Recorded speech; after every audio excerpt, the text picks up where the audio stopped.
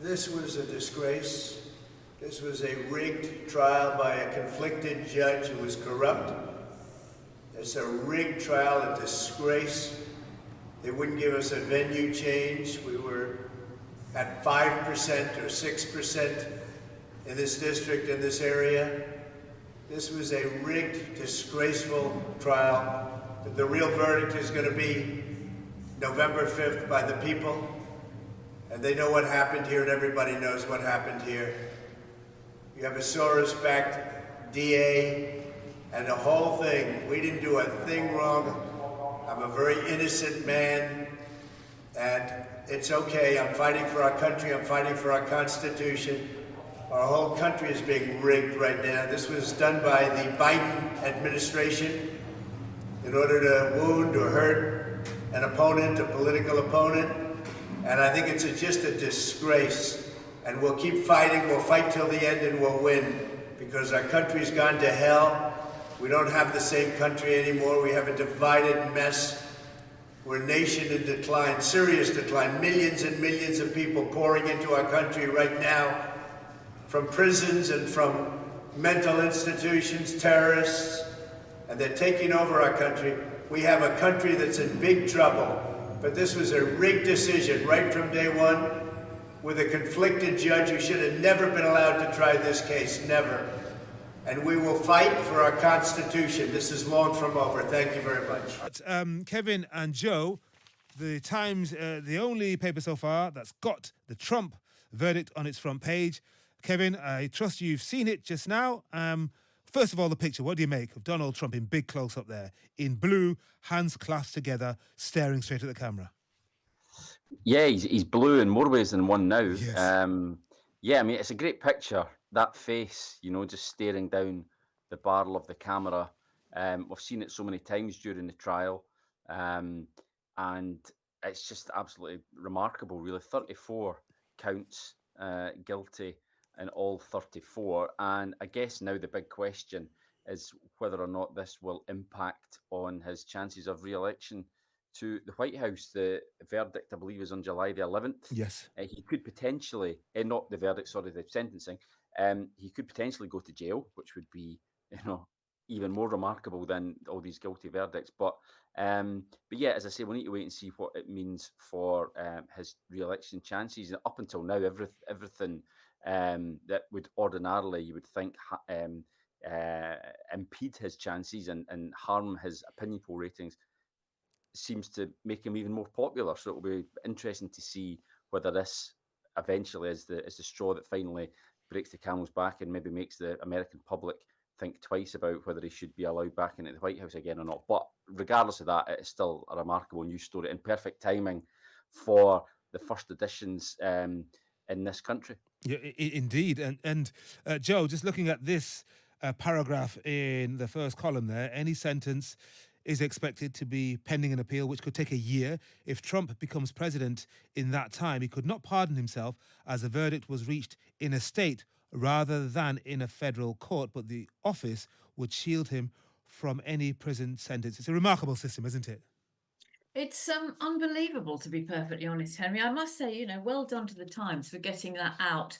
Obviously, they had it ready to go, but I mean, that's pretty good, because it's only within the last half an hour or 40 minutes that we've heard the result. So that is good. And it's a reminder, actually, that there is still something quite exciting. I'm sure Kevin would agree that actually, that hold the front page, change the front page, breaking story. It still matters. It still works. And we may see different front pages by the morning. But I think, as your guest was saying just before we came on air, Trump's going to milk this. Certainly up until July the 11th, and then probably afterwards. He's very unlikely to go to prison, but he's going to use this in his campaign, as we've seen. But that photograph it's quite frightening. He's certainly looking his age, isn't he? Because, I mean, he's only 4 years younger than Joe Biden. But, I mean, he, for a long time, he was looking 10 years younger. But now, if you look at that picture, that big close-up, really powerful. And props to Will Pavia, correspondent in New York, for turning this around so quickly and getting it right there. What time are we? 10:42. But, yes, Joe, he's certainly looking his age. Yeah, really. The hair looks like a bird's nest. He's lost that sort of orange glow. very sort of jowly and pouched under the eyes.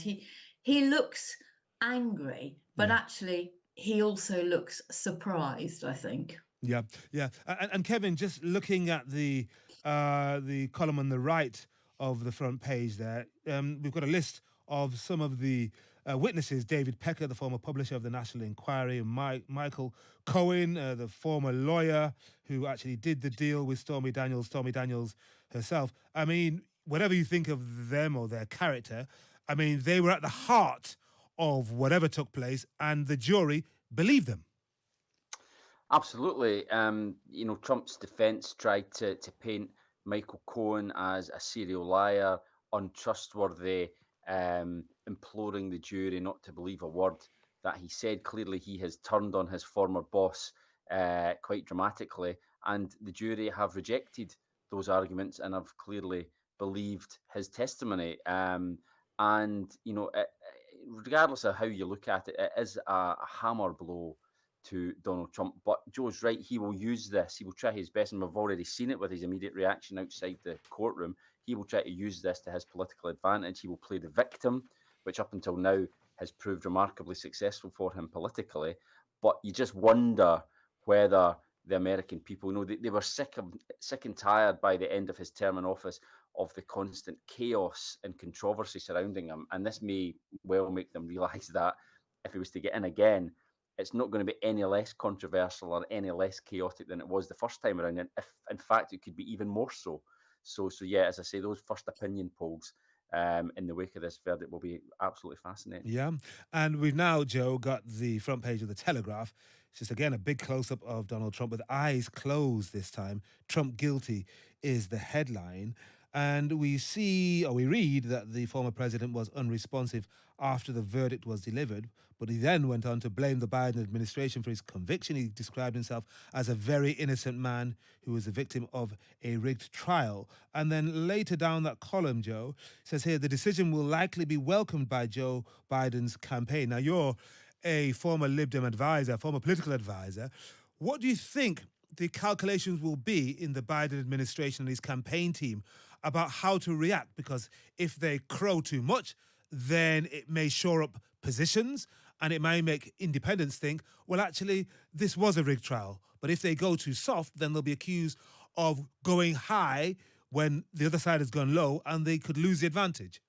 I think the best thing they can do is to completely ignore it as much as they possibly can. And actually, the front page of the Telegraph puts this into very stark relief because, of course, you've got this huge photograph of well, he looks half asleep, Donald Trump as the verdict. But underneath that, the story is about Biden giving Ukraine permission to strike targets inside Russia. And I think, anybody with half a brain cell would think, actually, there's something really more important going on in the world and America's relationship with the rest of the world. And it's not about Donald Trump. It's actually about what's going on in Ukraine, what's going on with Russia, what's going on in Gaza. What's going on elsewhere. And the best thing I think that Biden and his administration can do is to carry on business as usual, looking super professional, super grown up, and above this sideshow, if you like. Yeah, yeah. Okay, thank you very much, Joe and Kevin, for now. Just remind people, Donald Trump has been found guilty on all 34, that's 34 counts of falsifying business records and authorizing the payment of $130,000 by his fixer Michael Cohen to the former porn star Stormy Daniels.